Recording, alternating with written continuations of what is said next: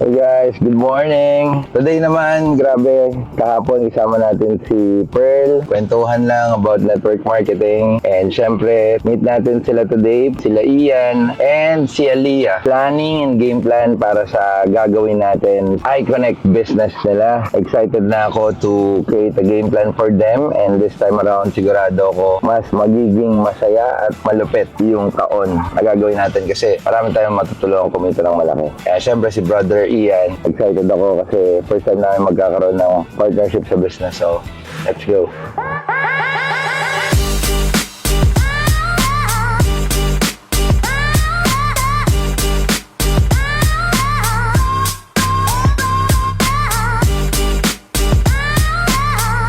Nagkakaroon mag-connection ka din, bro.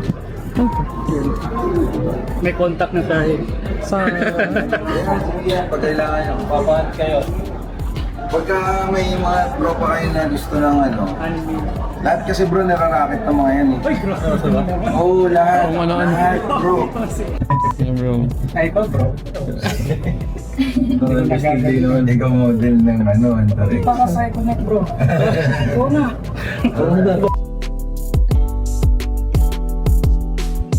Siyempre, may sistema tayo ng binary pero para lang po magka-idea kayo, ayokong tignan na nakikipagkumpetensya sa kanila kasi ang iConnect is a traditional networking kagaya ng iba. So ginamit lang natin yung sistema ng binary para at least kahit papano down the line makatulong tayo sa mga tao. Pero eto kasi hindi na to nakahiler eh. Kaya nga lagi ko sinasabi, tayo ang only one. Na tayo lang nakagawa ng ganitong klaseng sistema. Na sana, siyempre, ma-adapt na ng iba't ibang kumpanya para at least mas marami pa tayong tao matulong. Kaya nga yung mga bagay na kahit wala pa sa iConnect, sinasabi ko na, nilalive ko pa. Bakit? So, mauna na nga sila eh. Diba? Para mas maraming makaalam. Pero importante, alam natin sa sarili natin na magandang intention natin sa tao.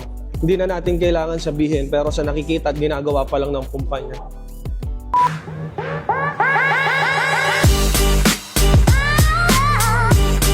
Ang gusto mo talaga makasama.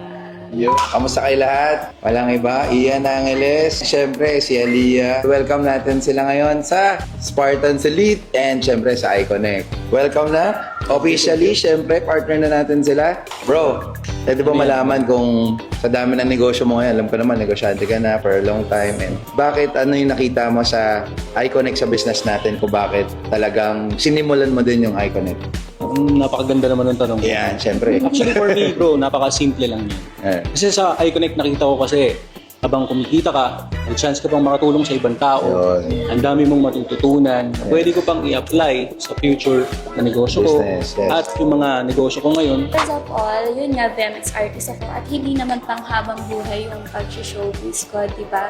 So, kailangan ko din mag-business. And then, I decided na dito na lang ako mag-business sa iConnect since maingay din siya and maganda din siya sa health natin. Yun yung system na makakatulong sa atin. Mas madami siyang benefits kaya dito ko pumasok. And yun nga, isa pa, hindi ko kailangan ituloy-tuloy at hindi ko naman kailangan habang buhay dahil yung pagiging BMX artist ko kaya kailangan ko mag-negosyo. Eto, kung gusto mo talaga akong makasama. Yun, grabe. Yan na. Dito niyo ako samahan, di ba? Pare-parehas tayong tigita dito. Yun. Kaya let's go na. Yes! O guys sa lahat ng fans ni Aliyah dyan, gusto niya na meet and greet. Okay guys, tapos na yung meeting natin. Nakapag-goal setting pa tayo kay Angel. And syempre, tapos na yung meeting natin kila Ian, tsaka yung project na gagawin natin. Kasama si Aliyah. O, diba? So, yun lang. And ngayon, kapag saraduhan na tayo ng mall. Okay? Pero pagka mag-meeting Shangri-La. Last lang, diba? Kalmado na. Tara, di ko alam kung magpupunta tayo Tagaytay ngayon, pero bahala na si Lord.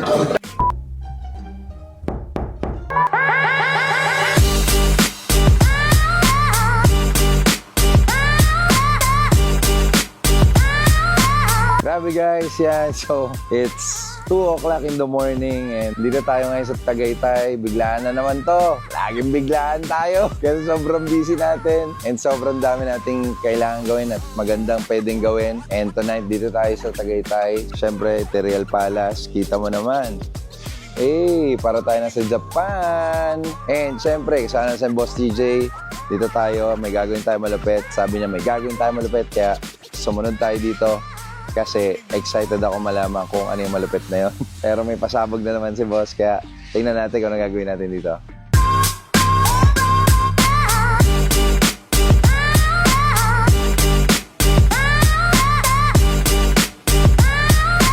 Alright guys, so tapos na tayo. Grabe, dito sa Tagaytay, pauwi na tayo ngayon. Time check, 3 o'clock in the morning. Sakto pala! 3 a.m. in the morning. Bigla nag-brown out sa Tagaytay. Kinabahan yung driver nating malupit. And yun lang guys, no? So pauwi na ulit. Pala na video mo yun, diba? Nag-datay na magdako si Beg.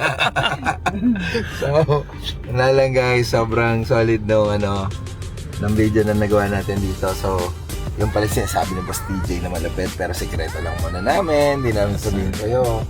Pero makikita mo na lang. Pero grabe guys. Yan, sige, so, bye-bye na. Next vlog na lang ulit. God bless, good night.